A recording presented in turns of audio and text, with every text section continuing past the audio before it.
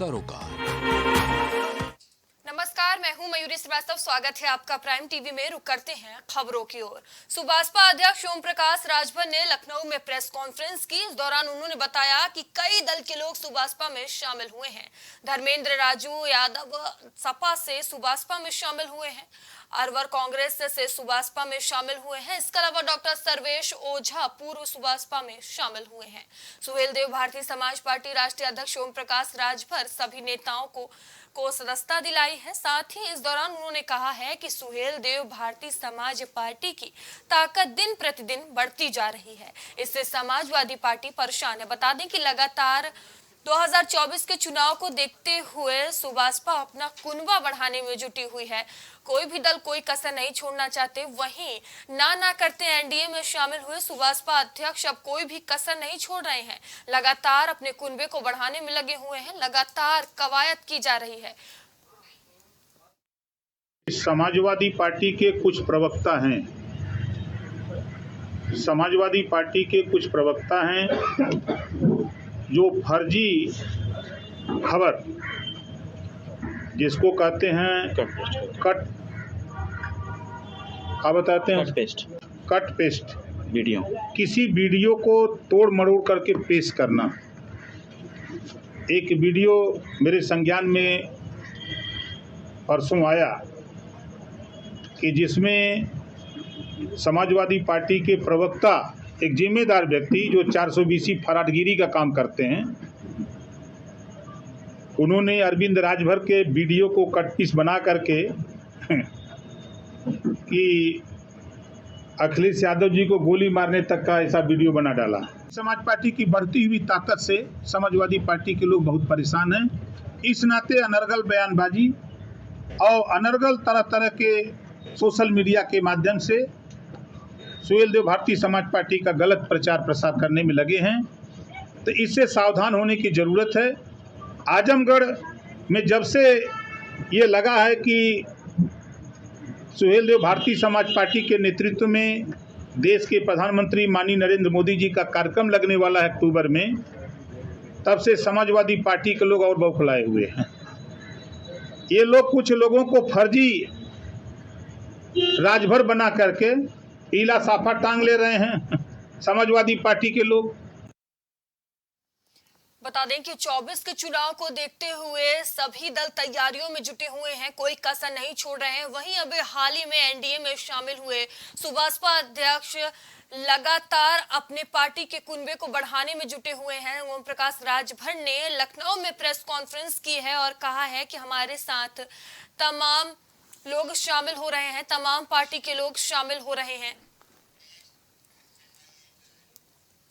उत्तर प्रदेश के Azamgarh children's college में छात्रा की अचानक से मौत होने का मामला सामने आया है। जो छात्रा की मृत्यु हुई है उसको लेकर कई सारे चौंकाने वाले खुलासे किए गए हैं और इस मामले को लेकर गहराई से सच की छानबीन भी की जा रही है। साथ ही इस कॉलेज के शिक्षक और प्रिंसिपल दोनों को गिरफ्तार कर लिया गया है और इसके बाद आसपास का माहौल बहुत ही गर्म हुआ है। बता दें कि इसके कारण जितने भी प्राइवेट स्कूल हैं उन सभी को बंद कर दिया गया है। बता दें आज यूपी के सभी प्राइवेट स्कूल बंद कर दिए गए हैं। शासन के साथ वार्ता विफल होने के बाद ये बड़ा फैसला लिया गया है, जिसके बाद यूपी के सभी प्राइवेट स्कूलों को बंद कर दिया गया है।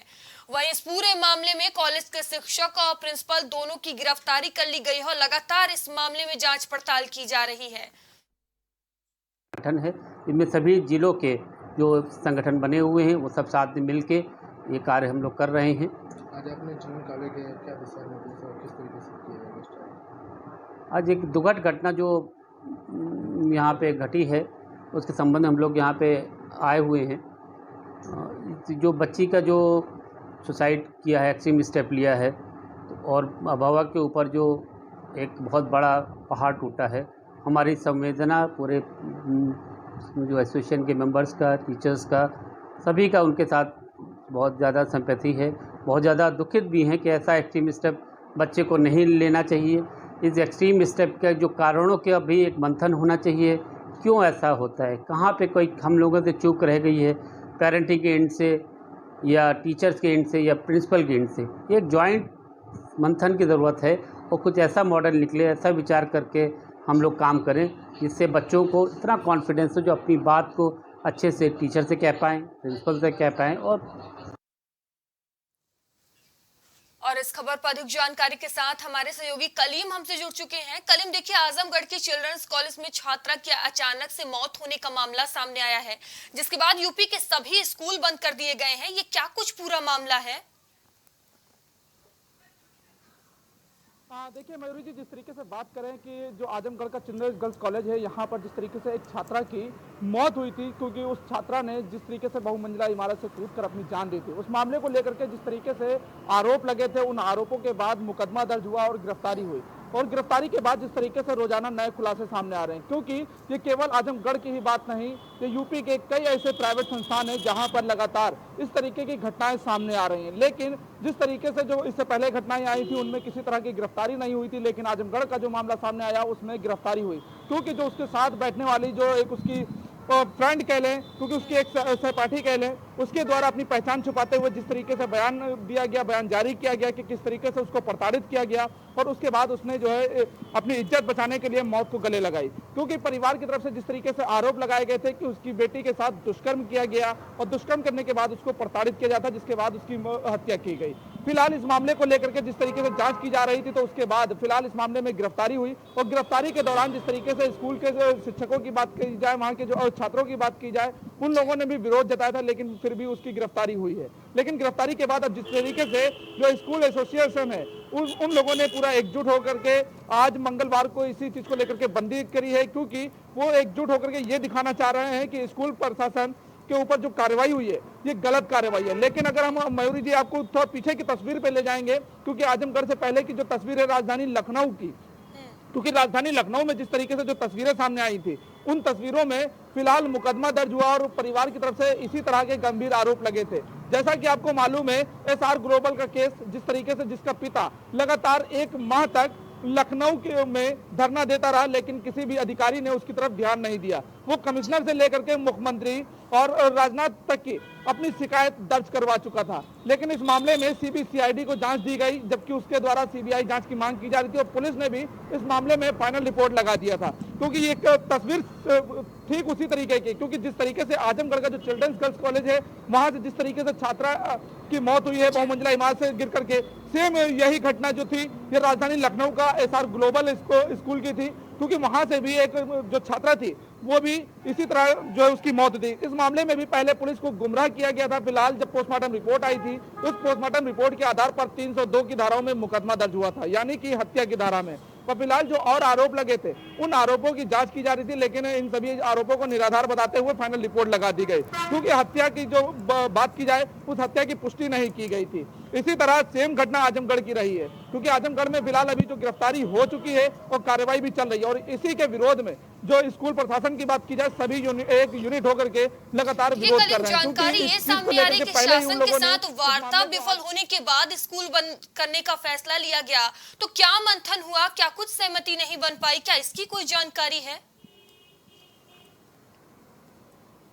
देखिए मयूर जी, साफ तौर पे इसमें यही बात है, क्योंकि जिस तरीके से जो स्कूल प्रशासन की ओर से एक जो मंथन किया जा रहा था, अधिकारियों से मिला गया था, प्रशासन से मिला गया था, उसमें यह कहा जा रहा था कि जिस तरीके से संचालक और शिक्षक की जो गिरफ्तारी हुई है वो गिरफ्तारी वापस की जाए, यानी कि उनको छोड़ा जाए और इस मुकदमे को खत्म किया जाए। लेकिन जिस तरीके से जो आरोप लगे थे, आरोप के साथ साथ जिस तरीके से साक्ष्य सामने आ रहे थे और जो रोजाना एक नए खुलासे हो रहे थे, उसको लेकर के आजमगढ़ पुलिस ने फिलहाल गिरफ्तारी की थी, और उस गिरफ्तारी को वापस न करने के विषय पे आज जिस तरीके से मंगलवार को जो एक यूनिट बना करके स्कूल बंद करने की बात कही गई थी, तो उसको भी बंद किया गया है। लेकिन सवाल ये है कि जिस तरीके से अगर स्कूल प्रशासन एकजुट होकर के स्कूल बंद करेगा और दूसरी चीज जो आपराधिक घटनाएं स्कूलों में हो रही हैं उस पर जो है नजरअंदाज करने की जो बात की जाएगी, तो जाहिर सी बात है पुलिस और प्रशासन दोनों ही पर सवाल उठेगा, क्योंकि जिस तरीके से घटनाएं स्कूल परिसर की बात की जाए वो लगातार बढ़ती जा रही हैं। क्योंकि राजधानी लखनऊ में जहां पर खुद मुख्यमंत्री योगी आदित्यनाथ रहते हैं, पुलिस हेडक्वार्टर है,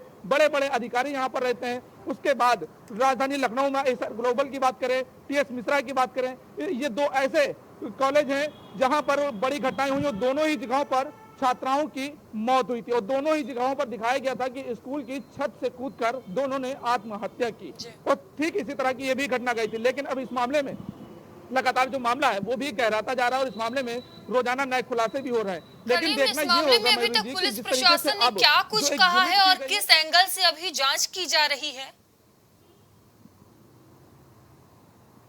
देखिए मयूरी जी, जिस तरीके से पुलिस की बात की जाए तो पुलिस का साफ तौर से कहना है कि इस मामले में जिस तरीके से मुकदमा दर्ज हुआ था, मुकदमे के आधार पर जो शिक्षक और जो प्रधानाचार्य हैं उनकी गिरफ्तारी की गई थी और इस मामले में और जांच की जा रही है और जांच के साथ जो और भी साक्ष्य मिलेंगे उनको भी आधार बनाकर चार्जशीट दाखिल की जाएगी। क्योंकि जिस तरीके से छात्रा का जो जुड़ा हुआ मामला है, क्योंकि जो उसकी सहपाठी ने इस मामले में बयान दिया है उस बयान का वीडियो भी सामने आया है, लेकिन उसकी पहचान छुपाई गई है क्योंकि उसके द्वारा साफ तौर से कहा गया है कि जिस तरीके से स्कूल में बेल बजी थी तो चौथी बेल के बाद उसको प्रधानाचार्य के कमरे में बुलाया गया और सातवीं बेल के बाद उसको छोड़ा गया था। तो जब वो अपने क्लासरूम में पहुंची थी तो उसके बाद जिस तरीके से वो एक सहमी हुई थी, डरी हुई थी और उसके बाद एक बार फिर उसको बुलाया गया और एकाएक उसके बाद उसने मौत को गले लगा लिया। क्योंकि जिस तरीके से छात्रा के सहपाठी ने जिस तरीके से बताया था कि उसका ये कहना था कि अपनी इज्जत बचाने के लिए अब वो क्या करेगी, क्योंकि जिस तरीके से उसकी बदनामी हो रही है उस बदनामी से बचने के लिए तो आखिर प्रधानाचार्य के रूम में ऐसा क्या हुआ था जिसके बाद वो उस छात्रा ने मौत को गले लगाया और आखिर ऐसी कौन सी चीज थी,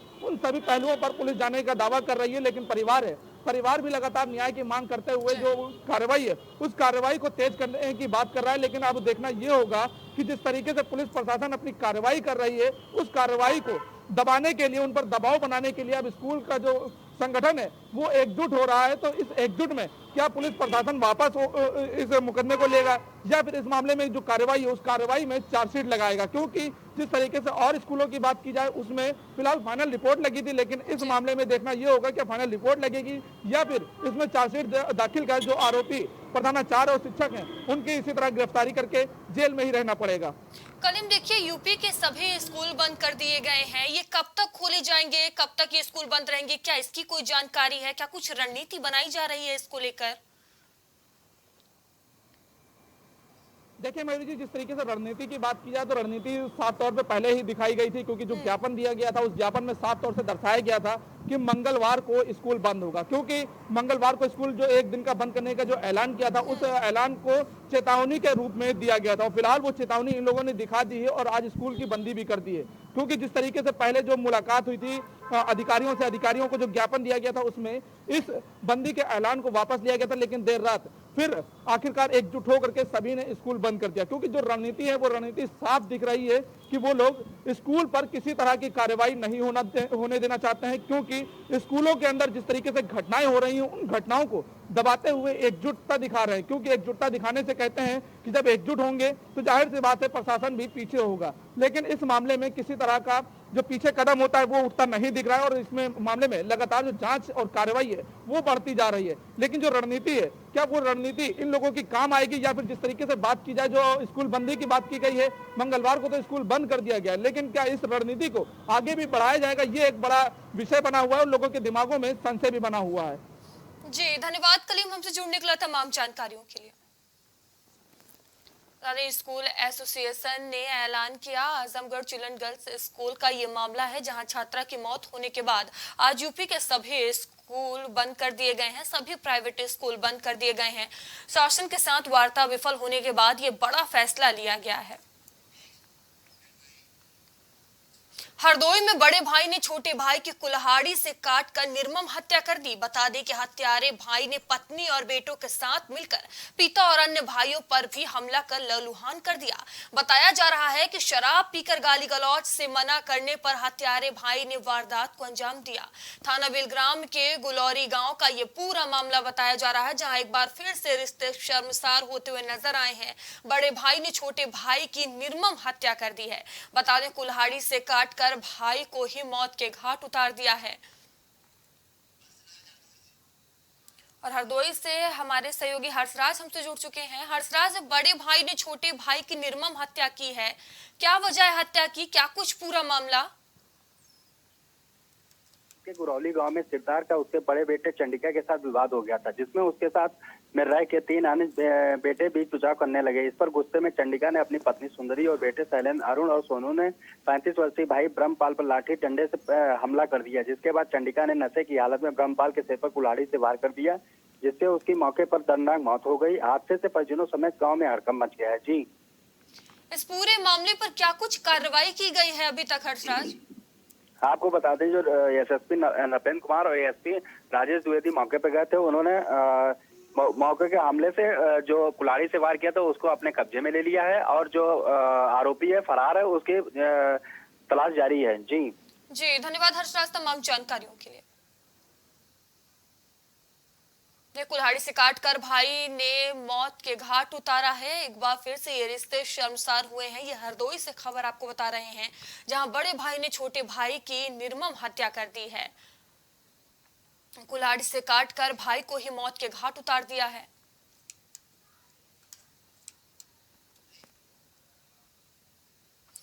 ज्ञानवापी का एएसआई सर्वे लगातार जारी है। बता दें कि ज्ञानवापी के गुंबद के अंदर एएसआई का सर्वे हो रहा है और ये बड़ी खबर आपको बता रहे हैं। लगातार वाराणसी में ज्ञानवापी का एएसआई सर्वे जारी है। सर्वे के दौरान गुंबद के अंदर एएसआई टीम सीढ़ियां लगाकर गुंबद के अंदर गई है। ये बड़ी खबर आपको बता रहे हैं। लगातार ज्ञानवापी में एएसआई का सर्वे जारी है। सर्वे के दौरान गुंबद के अंदर एएसआई टीम गई है। सुबह से ही ये सर्वे का काम किया जा रहा है। आपको बता दें कि सीढ़ियां लगाकर गुंबद के अंदर एएसआई की टीम गई है। ज्ञानवापी में लगातार एएसआई का सर्वे जारी है। लगातार सर्वे किया जा रहा है। बता दें ज्ञानवापी के गुंबद के अंदर एएसआई सर्वे हो रहा है। सर्वे के दौरान गुंबद के अंदर एएसआई टीम गई है। सीढ़ियां लगाकर गुंबद के अंदर एएसआई टीम गई है।